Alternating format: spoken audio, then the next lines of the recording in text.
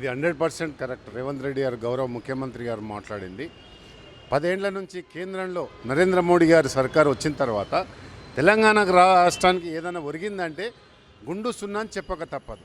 ఎందుకంటే విభజన చట్టంలోని హామీలు కానీ, బయ్యారం స్టీల్ ఫ్యాక్టరీ కానీ, బయ్యారం కాజీపేట్ కోచ్ ఫ్యాక్టరీ కానీ, ఐటీఆర్ ప్రాజెక్టు కానీ, అదేవిధంగా గిరిజన యూనివర్సిటీలు కానీ, తెలంగాణకు రావాల్సిన నిధులు ఇంతవరకు విడుదల చేయకపోవడం తెలంగాణ ప్రజలను సాక్షాత్తు ఈ దేశ ప్రధానమంత్రి అవమానిస్తున్నట్టు లెక్క. దేశ ప్రధాని ఎన్నో సందర్భాల్లో చెప్పిండు, నేను సంవత్సరానికి 2 కోట్ల ఉద్యోగాలు ఇస్తానని చెప్పిండు. 10 సంవత్సరాల్లో ఎన్ని కోట్ల ఉద్యోగాలు కావాలి? 20,000 కోట్ల ఉద్యోగాలు. ఆ ఉద్యోగాలు అట్లా ఉంచితే తెలంగాణకు రావాల్సిన రేషియో ప్రకారం కూడా 2-3 కోట్ల ఉద్యోగాలు రావాలి. మరి ఎందుకు ఇవ్వలేదు? ఈ రాష్ట్రానికి ఏమి చేసినని ప్రధానమంత్రి ఈరోజు తెలంగాణకు వచ్చి పర్యటిస్తుండు. కానీ తెలంగాణ ప్రజలు సాయుధ పోరాటం చేసి పోరాటం చేసిన ప్రజలు ఈ మతోన్మాద శక్తులను నమ్మరు. ప్రధానమంత్రి కాదు కదా, అమిత్ షా ప్రధానమంత్రి నా భాగ్యలక్ష్మిని వేదిక చేసుకొని ఏదో మతోన్మాద శక్తులను ప్రేరేపించడానికి చేస్తున్న కుట్రలో భాగంగా ఇలా కేంద్ర ప్రభుత్వానికి చెంప చెల్లు అనిపించే విధంగా ఇలా తెలంగాణ ప్రజలకు అందరూ కూడా ఇలా తీర్మానించుకున్నారు. అదేవిధంగా గౌరవ ముఖ్యమంత్రి రేవంత్ రెడ్డి గారు ఇలా 100 రోజుల పరిపాలనలో దాదాపు ఏ నీళ్ళ కోసము నిధుల కోసమైతే కొట్లాడినేమో గత ప్రభుత్వంలోని బీఆర్ఎస్ ప్రభుత్వము ఒక్క నోటిఫికేషన్ ఇవ్వకున్నా కానీ ఇలా రేవంత్ రెడ్డి గారు ముఖ్యమంత్రి వచ్చిన తర్వాత 34,000 ఉద్యోగాలు ఇచ్చిన చరిత్ర కాంగ్రెస్ పార్టీది రేవంత్ రెడ్డి గారిదని చెప్పక తప్పదు. అదేవిధంగా సోనియా గాంధీ చేత ఎన్నికల తొగ్గుడలో ఏదైతే 6 గ్యారెంటీలు ప్రకటించినామో ఇవాళ దాదాపు 60% గ్యారెంటీ ఇవాళ ప్రజల్లోకి అందుతూ ఉన్నాయి.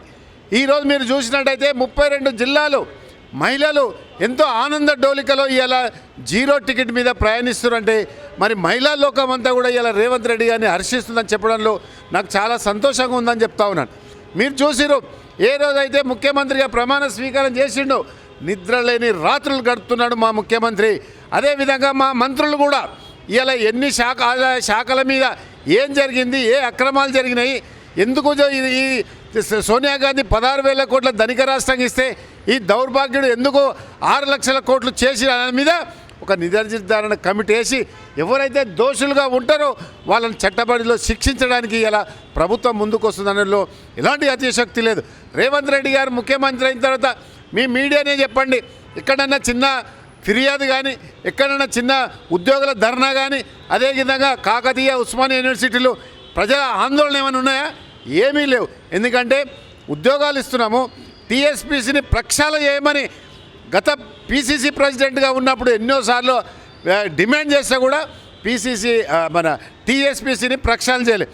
రేవంత్ రెడ్డి గారు ముఖ్యమంత్రి అయిన తర్వాత తక్షణమే టీఎస్పీసీని ప్రక్షాళన చేసి తద్వారా నోటిఫికేషన్ల విడుదలకు మరి ఈరోజు సిద్ధమయ్యారు.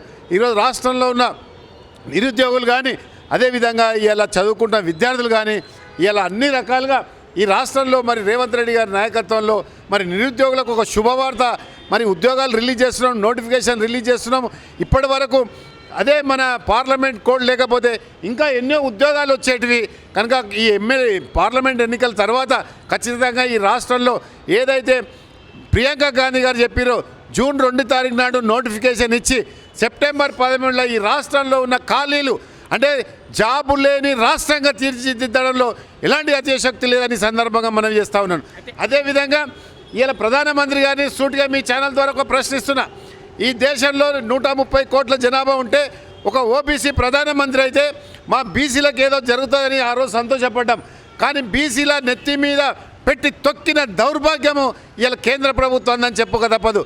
గౌరవ సుప్రీంకోర్టు ఒక ఆదేశం ఇచ్చింది, ఈ దేశంలో జనగణన చేపట్టి అందులో కులగణన చేపట్టామని 1931లో అప్పుడున్న బ్రిటిష్ వారు చేపట్టిన దానికి సైంటిఫిక్ ఆధారాలు లేవు కనుక శాస్త్రీయత లేదు అని కోర్టు ఆదేశిస్తే మా దరిద్ర ప్రభుత్వము, మా దమ్ము లేని ప్రభుత్వం అని చెప్పి ఒక సుప్రీంకోర్టుకు అఫిడవిట్ చేసి ఒక బీసీ ప్రధానమంత్రిని బీసీ మంత్రిత్వ శాఖ పెట్టలేదు, బీసీ కమిషన్కు జాతీయ హోదా ఇచ్చిండు, రాష్ట్రాల బీసీ కమిషన్కు జాతీయ హోదా ఇవ్వలే, బీసీలకు అన్యాయం చేసిన ప్రధానమంత్రి ఎవరంటే ఈయననే అని చెప్పక తప్పదు. అదేవిధంగా శ్రీమతి ఇందిరాగాంధీ గారు ఎప్పుడైతే ప్రైవేట్ వ్యవస్థలన్నీ కూడా ప్రభుత్వ సంస్థలుగా మార్చి అందులో నా ఎస్సీ ఎస్టీ నా బీసీలకు రిజర్వేషన్ పెడితే రిజర్వేషన్ మూల సిద్ధాంతాలే తీయాలని ఈ ప్రధానమంత్రి కుట్రగూడి ఇలా ప్రభుత్వ సంస్థలన్నీ కూడా ఆదానికి అంబానికి కట్టిన చరిత్ర ఈ ప్రధానమంత్రి. అందుకే ఈ రాష్ట్రంలో ఉన్న 4 కోట్ల ప్రజలు 2 కోట్ల మహిళలు ఇలా ముక్త కంఠంతో ఇలా రాహుల్ గాంధీ చేస్తున్న జోడో యాత్రకు అనుకూలంగా ఇలా కాంగ్రెస్ పవనాలు వీస్తున్నాయి. ఈ రాష్ట్రంలో రేవంత్ రెడ్డి గారు చెప్పినట్టు గౌరవ ముఖ్యమంత్రి గారు 14 సీట్లు కైవసం చేసుకొని సోనియా గాంధీ గారికి 2వ బహుమతి ఇవ్వడంలో ఎలాంటి అత్యశక్తి లేదని సందర్భంగా మనం చేస్తాం.